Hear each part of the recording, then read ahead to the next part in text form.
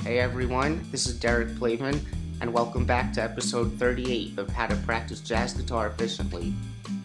Now I hope most of you are sick of hearing this because it means that you're returning viewers then, but for the newbies, if this is the first video on this channel that you've ever seen before, I would recommend that you go back to episode 1 and watch the videos in order whenever you can if you really want to benefit the most from this channel, because this is a free online jazz guitar course that unfolds in a logical sort of manner. Alright, but since you clicked on this video today, maybe check this one out first and see if you like it, and then you can take it from there. So, the topic of today's video is about how we may want to simplify the harmony of a particular tune, usually like a certain section or fragment of the chord progression, to possibly create more satisfying results with your improvised solos. Now, first of all, let me just get this point out of the way and say that I'm by no means saying that you shouldn't articulate every chord change of a tune ever, or that it isn't a necessary skill to have as a competent jazz musician. You know, if you like playing nerdy lines like this over something like the 1-6-2-5 progression found in a rhythm changes that is very clearly and deliberately articulating every single chord change that happens, be my guest. You know, something like this. You know, if you like that stuff, go for it. If you've seen a lot of my videos already, you know that I feel that the chord tones and half notes exercise has been one of the most beneficial actual exercises that I do for me in my experience, and that exercise in particular is meant to develop your ability to articulate every single chord change that you may find in a chord progression. Now, in part 2 of my actual lesson on that exercise, I already began to discuss what I called these harmonic simplifications that we may want to apply to part of a tune or apply to the actual chord tones and half notes exercise for that tune itself. In essence, I'm really discussing the same types of ideas in today's video. So all I want to do today is go through a few examples that will help further this point and try to get you to appreciate the importance and the benefits of assimilating this kind of approach into your playing. Now, before anything, it's good to understand that it's still crucial, like I said before, to be doing things like the chord tones and half note exercise that are working on your ability to be able to nail every single chord change.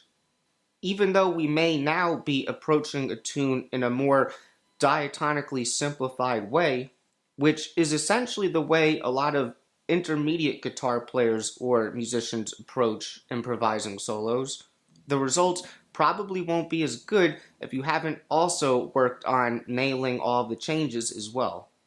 I may have said this before, but the way I see it, oftentimes the typical path of a musician may be to start by first approaching it in a way where you're really thinking about one diatonic scale that may work over an entire chord progression. Like, for example, if you have a 1-6-2-5 progression in the key of B flat, to literally just think of B flat major scale and use that over the whole thing. Then they really start getting into the harmony of the tune, trying to articulate every single change.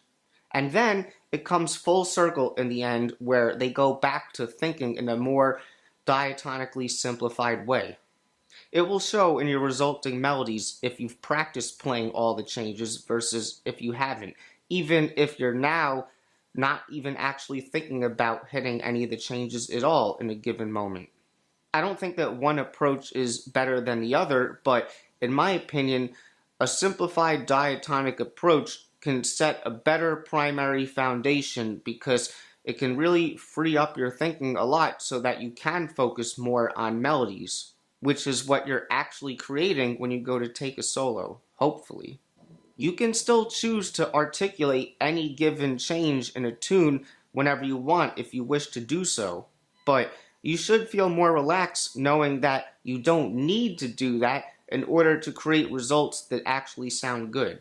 In fact, I would argue that trying to articulate every single chord change all the time probably will sound worse. So obviously, I'm not going to get to every single harmonic relationship there is in today's video, and I'd be a fool to say that I even know every single harmonic relationship that is out there. But I am going to go through some examples today that I believe can be really helpful and show a lot of the common types of harmonic movements that are typically found in a lot of jazz tunes. I just want to give a quick disclaimer before I continue. So, as you can see, this is only part one of this topic today, and there's only going to be one more part. But originally, I thought that this topic would only take one video to make.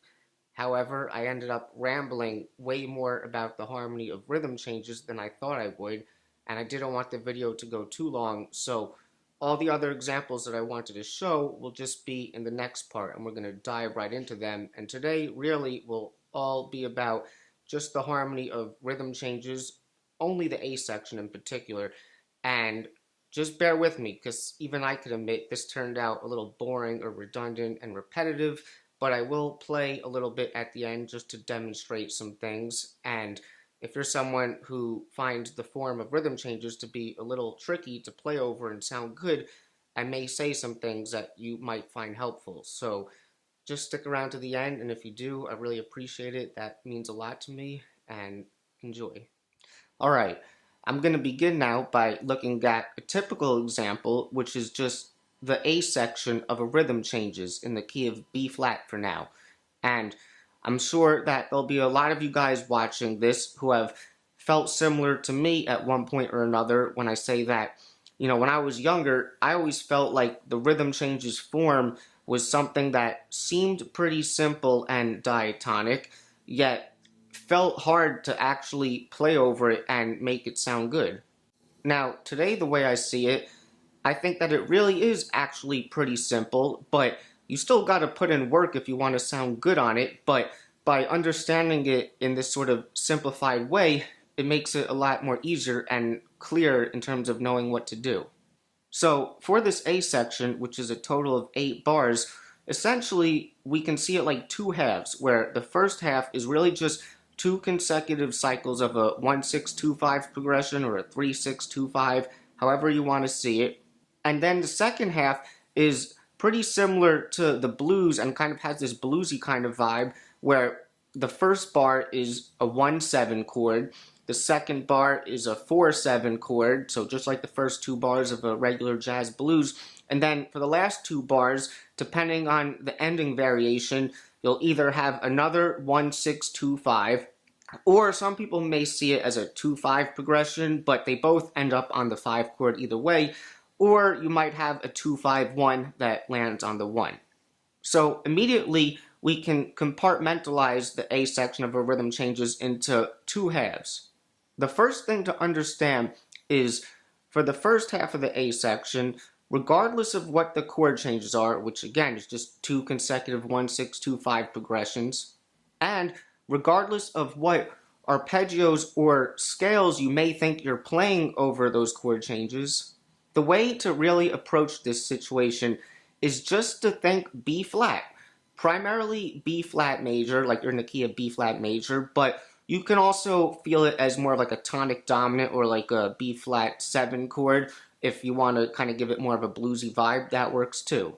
Regardless of what the comping instrument may be playing, the 1-6-2-5 progression is about as diatonic of a chord progression as you could get. And if you put aside for a second the use of anything like secondary dominant chords, tritone substitution, diminished passing chord type of substitutions, or any sort of related modes that may be related to the original harmony, then regardless of how you may perceive what you may be playing, if you were to approach it as if you were to solo over the chord changes, it will always boil down to diatonically just coming out of B flat major. This may seem weird, but the point that I'm really trying to make here is when you have this 1-6-2-5 progression, especially in a scenario like this with the rhythm changes where you have 2 consecutive cycles of the progression in a row, in terms of where your mind may be going to harmonically speaking, for the sake of efficiency, the easiest thing to do is to just think B flat and nothing else, regardless of what you may think you're actually inevitably playing. And I'll remind you again, like an annoying parent, if you've been putting in work like the chord tones and half notes exercise where you're actually practicing outlining every single chord change, it will sound better because you've been training your ears to hear these strong melodic chord tones voice leading into other strong melodic chord tones. So here's the thing. Even if you did want to play something that really was intentionally outlining all the changes like I demonstrated earlier, and I'll just break that down for you. The line was like, right? So for the B flat, or the one chord, that's just like a Lydian sound, okay? It could have come from regular Lydian, Lydian dominant, doesn't matter. And then after that, I did, and that's coming out of the G Phrygian dominant for the sixth chord, and that's the perfect scale typically to lead into the 2 minor a lot of times. And then for the 2 minor, the C minor, I went, which is just an arpeggio now, C minor major 7 arpeggio, and then I came down an F sharp minor triad over the F7, which will give you an F7 altered type of sound. So that's an example where I really am outlining every change. But here's the thing. If you're going to use a line like that, in my opinion, the only way that you could really truly pull it off successfully is if that was a line that you initially really liked, so it was something that you worked on consistently so that it could become something part of your playing, so that when the time came to actually use it, you felt like it was pretty easy to pull it off because you've actually been working on it consistently and you weren't approaching it in a way where you're just literally thinking, oh, what am I going to do over B flat? What am I going to do over G7, C minor, and so on, right? So that would work in that situation. But if you're going to try to improvise over the 1-6-2-5, where mentally in your head for each chord you're literally thinking like, all right, I'm on the B flat, now I'm on the G7, and now I'm on the C minor, and I have to make sure I do something that is unique for each of them, it's way too much stuff to be thinking about, and most of the time your lines are probably not going to come out sounding as cohesive. It'll probably sound more interrupted.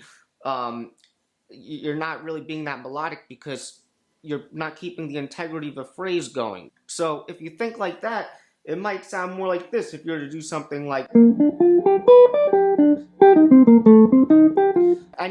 it could work. It's not the only thing that matters, but it just really won't sound as good, typically speaking.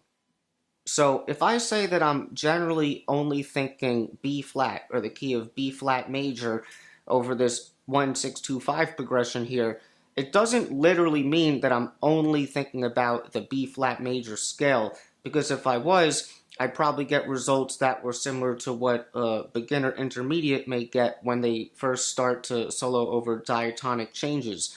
But, what I'm actually probably focusing on most of the time are things like phrases, vocabulary, or melodies that I may be hearing. But if I were to address it from more of a purely harmonic perspective, I could be thinking of any of the diatonic triads or arpeggios or modes that relate to the key of B flat major. So as an example, if we're in the progression and we get to the 2 chord, which is the C minor in this key, I may play something that falls into something that a lot of guitar players may see as like a C Dorian shape, or E flat major 7 arpeggio, whatever I played there, however they see it.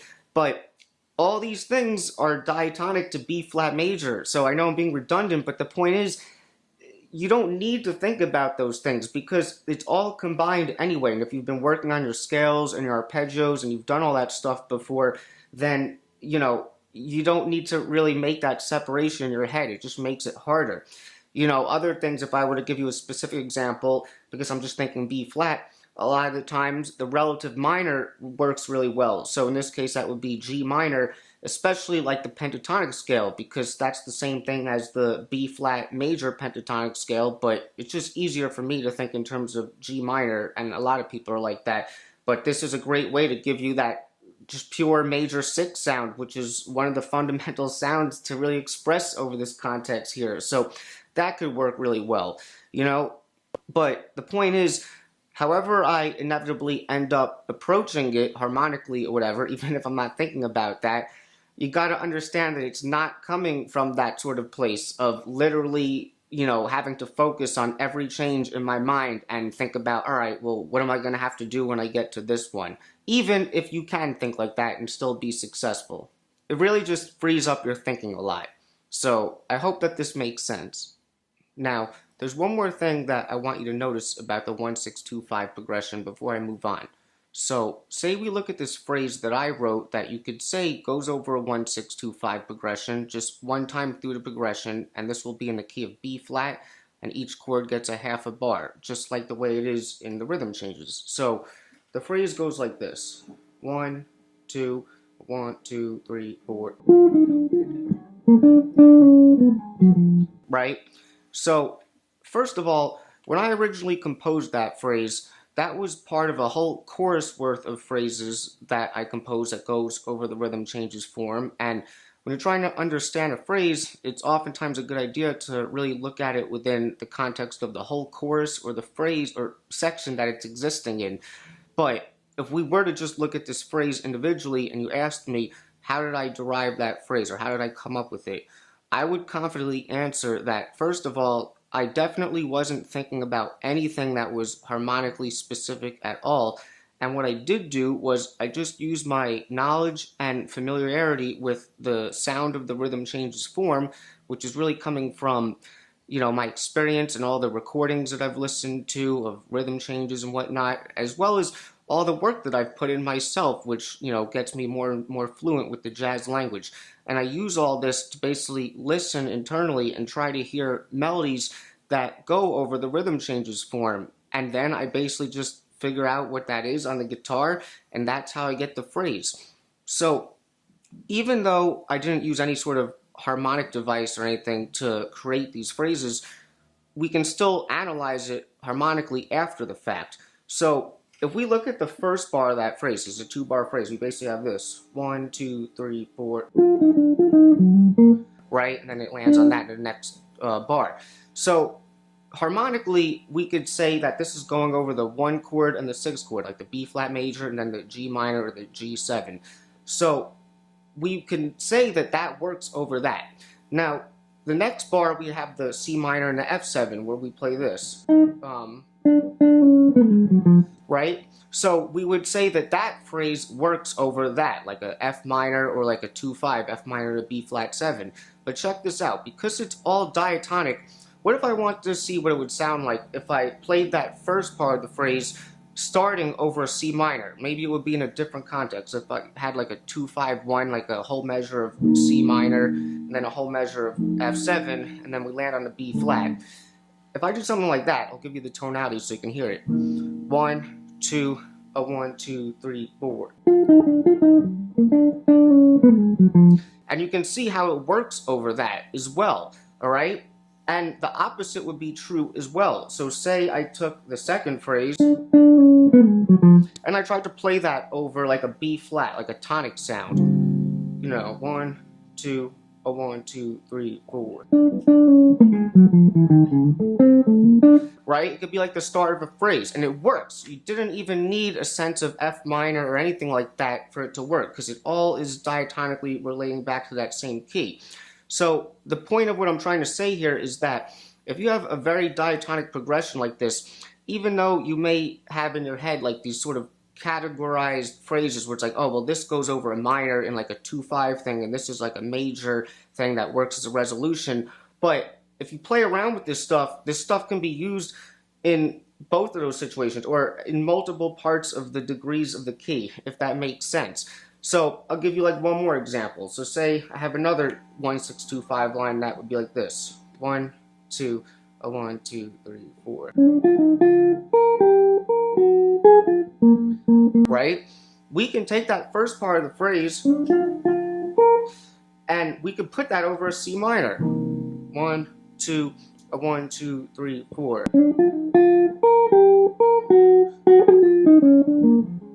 Right? So I could ramble about this for a lot longer, but I'm not going to. But understand this as well. You want to try to be able to take phrases that you originally thought only worked over a certain kind of harmony and realize how you can put them over other chords that are existing in the same key as well. Alright, now we're going to look at the second half of the A section of a rhythm changes, and this would be a great spot now for me to make my next rambly point for you that I think is important, which would be this.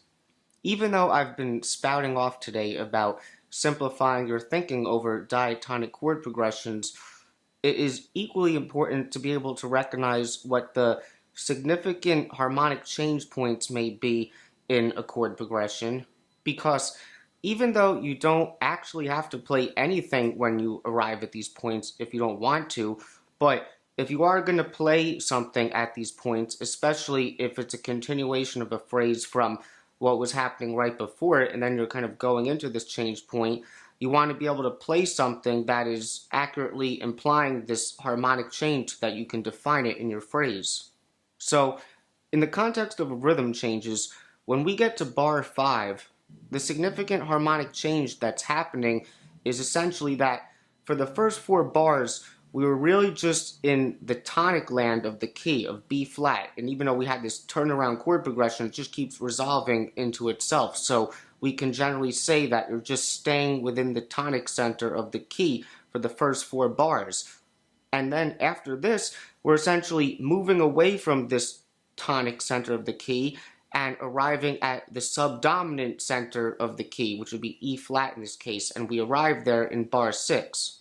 So bar 5, we have a B flat 7, and sometimes people put the F minor in front of it just to kind of like 2 that 5, but the B flat 7 is like the secondary dominant to an E flat tonic chord, as if it was its own tonal center or its own key.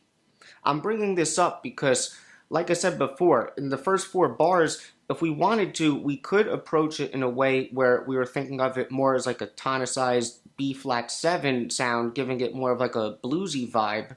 And if you approached it like this, you may not think that there's a significant change that's happening when you get to the B flat 7 then in bar 5. But there is a change happening because bar 5 is really all about creating some sort of tension that's now going to resolve to the subdominant in bar 6. So the ear wants to be able to pick up on this sense of us being in sort of B flat tonic land for the first 4 bars, and now there's going to be some sort of bridge or tension that is going to eventually take us to the subdominant. This is important because the E flat major is still technically diatonic to B flat major, and regardless of the fact that we may be putting a dominant 5 or a 2-5 in front of that, which you may say technically isn't part of the original key of B flat major, but we could still say that the whole A section of a rhythm changes is functionally related diatonically to the key of B flat. You still wouldn't say that there's any true modulations that are really happening in this chord progression. So because of this, you may say that we could just think B flat for the whole 8 bars of the rhythm changes A section because it's all diatonic to the key of B flat, and you can do that and it would work because that's correct. It is really all diatonic to B flat. But generally speaking, you want to understand that the functional harmony that's happening in bars 5 and 6 is really supposed to suggest a departure away from the tonic center of the key and an arrival to the subdominant center of the key. And since these are 2 distinct primary tonal centers of the key, the third one being the dominant, it's a significant enough harmonic change that you want to be able to articulate in your phrases.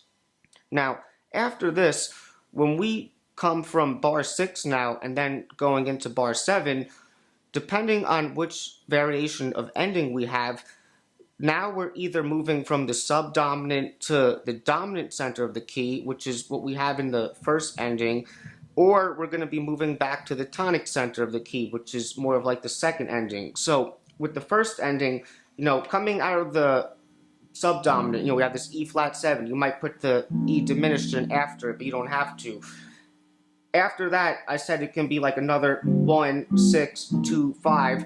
And if you do that because you think, oh, I'm going back to the 1, wouldn't I be going back to the tonic? But because it ends on the 5, it's really mainly about the dominant, which is then meant to take you back to the 1 at the top of the next A section. But in the second ending, coming out of the subdominant, then we just have a quick 2, 5, 1, and we're basically arriving back at the 1 where it kind of rests, alright? So it's very important to recognize this and be able to pick out what the main tonal centers are of any key, which is always going to be the 1, the 4, and the 5. But you want to be able to pick out, especially in a diatonic chord progression, where you are kind of departing away from one primary tonal center of the key and then arriving at a different tonal center of the key, because this is when your most significant diatonic functional changes are happening, harmonically speaking. I know that this is a mouthful and it's very redundant, but I hope that this is helping some people. Alright, I want to wrap up this video now by showing you just a few examples of what this sort of simplified approach to the A section of a rhythm changes or something similar can possibly lead to. And this isn't every possibility, it's just a few basic things to help clarify the point and to help get you started. And it's just good to realize that even though I've been talking about this today with psychotic detail, in reality, when you actually go to play, you don't want to overthink this type of thing at all. And that's sort of the whole point of this simplified approach, because if I say something like, just think B flat for the first 4 bars of the rhythm changes, for example, you know, if I have these other associations that are some of these examples I'm going to show you in a second, that where if I think B flat, my head automatically goes to this other idea and I don't really need anything else to be able to pull that idea out, then it makes it a lot easier to kind of do this on a subconscious level instead of thinking like I have to think of B flat and G7 and C minor like I said before. So even though I'm kind of intentionally demonstrating these sort of harmonic relationships now, it was actually kind of hard to record these because I'm intentionally trying to improvise something. It's like I always say, when I try to do something too much, I don't think it turns out sounding good. So I'm rambling, but just be aware of this thing. So the first example is just going to be me thinking about B flat, really, and thinking about it almost as if it was just the first 4 bars of a B flat blues without going to the 4th chord in bar 2. Alright, and I'm just sort of focusing around the triad or embellishing it with passing tones. Of course, I have my tendencies and phrases and everything that are just happening, but I'm really not thinking about anything else harmonically, and you know, I'm really actually using the major third, keep in mind, because the next thing is going to be more like the blues scale. Alright, so if I still want to imply the change in the second half, because I'm going to the subdominant, which is a E flat 7 in this case, we may want to change in that case from like a B flat major sound to a B flat minor, because that would imply that sort of change of going to the 4. Alright, but overall, for most of this A section, I'm just sort of thinking very diatonically and using chromatic passing tones and all that stuff. Alright, so check this out.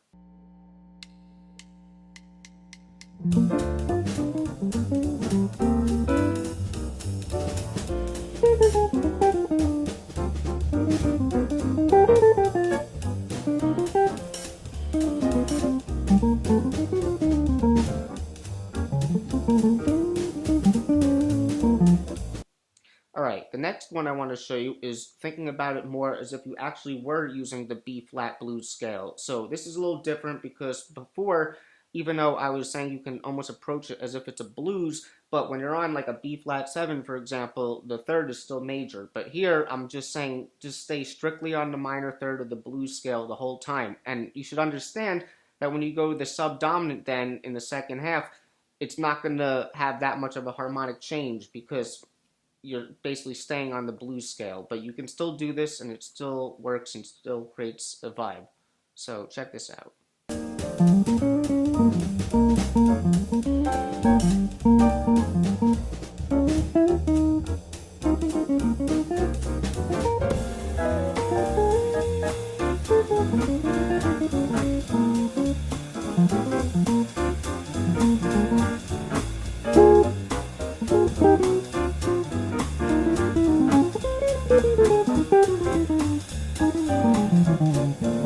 Alright, the next one that I want to show you is one of the things I mentioned earlier, which is really just thinking about the relative minor. So in that case, this would be G minor, and mainly even the pentatonic scale or the blues scale, which really gives that B flat major 6 sound very clearly, and This is a great option, especially if you really simplify your notes down to just restricting it to the pentatonic or the blues scale, or even just a G minor 7 arpeggio.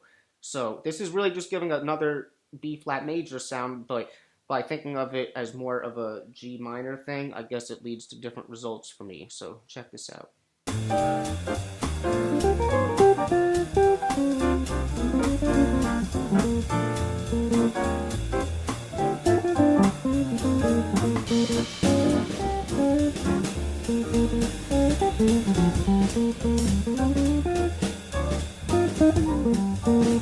Alright, the next one sounds a little bit more out, and this is thinking basically more of like a F minor type of thing over the A section, and this would turn it more into like a B flat 7, because F minor is like the 2 of the 5, which is like B flat 7.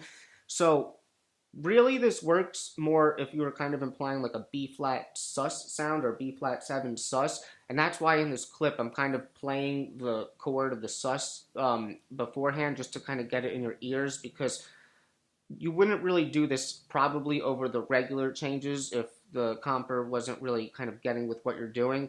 So you just want to be aware of that, but I'm playing it over the regular changes here. So this is more of like a sus sound, so check this out.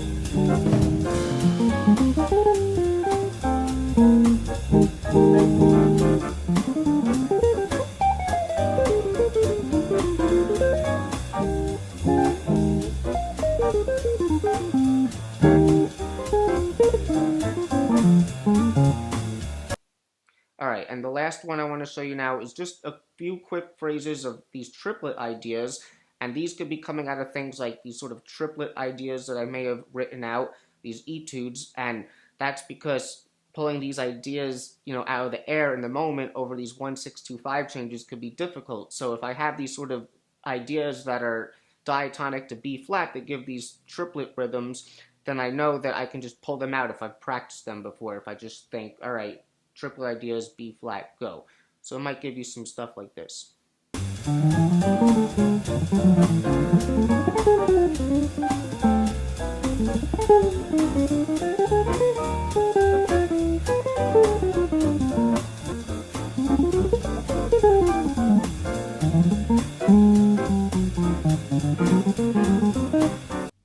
Alright, so I hope that my point is coming through clear in terms of how just thinking about B flat alone can sort of bridge you into thinking these other things that relate to B flat, but still keeping your thinking simple and also creating these unique kinds of harmonic colors, if that makes sense. So I hope that this was enjoyable for you. If anyone has any questions or anything they want to say, please put it in the comments. And in the next episode, hope you're ready for the next episode. Hey. Like I said, we're just going to continue this topic, and we're just going to go straight into these examples since I really kind of rambled a lot about this today. I hopefully don't need to do that too much in the next episode, but there'll be other cool things that sort of relate to this topic that we didn't talk about today, alright? So I hope you're ready for that, and if you enjoyed this video, I would appreciate it if you gave it a like and consider subscribing, as well as becoming a contributor to Patreon, where you get all the PDFs on this channel for only $5 a month. And if you think anyone else would enjoy this content, please share it with them as well. And that's it, and I will see you guys in episode 39. Swinging and playing the blues. That's what we about. I try to help you.